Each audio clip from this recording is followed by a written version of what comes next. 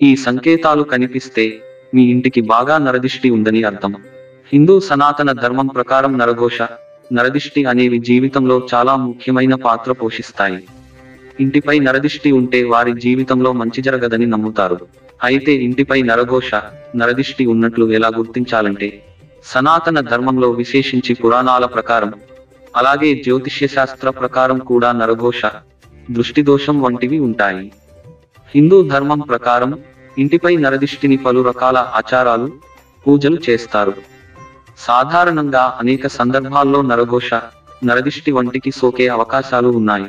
శుభకార్యాలు ఆచరించేటప్పుడు అనగా వివాహ, గృహారంభ, గృహప్రవేశ, ఉపనయన, శంకుస్థాపన, గర్భాధానం, సీమంతం వంటివి సామాజిక కార్యక్రమాలు ఆచరించేటప్పుడు నరఘోష, నరదిష్టి సోకే అవకాశం ఉందంట. ఇవే కాకుండా వృత్తి, ఉద్యోగ, వ్యాపారాలలో ఉన్నత పదవులు, ఉన్నత స్థానాలు వ్యవహరించేటప్పుడు, రాజ్యాధికారం వంటి కార్యక్రమాలు చేపట్టేటప్పుడు నరఘోష, నరదిష్టి వంటివి సోకే అవకాశాలు ఎక్కువగా ఉన్నాయని జ్యోతిష్య శాస్త్రం చెబుతోంది. మీ ఇంటి చుట్టుపక్కల కుక్కలు ఏడుస్తున్నట్లు వినిపిస్తే మీ ఇంటిపై నరదిష్టి ఉందని అర్థం. అలాంటప్పుడు ఓం నమఃశివాయ అనే మంత్రాన్ని జపిస్తే నష్టం జరగకుండా ఉంటుంది. మీ ఇంట్లో ఎక్కడైనా బూజు పడుతుందంటే మీకు త్వరలోనే కష్టాలు రాబోతున్నాయని అర్థం. అలాంటి సమయంలో వెంటనే బూజును తొలగించి ఇంటిని శుభ్రం చేసుకోవాలి.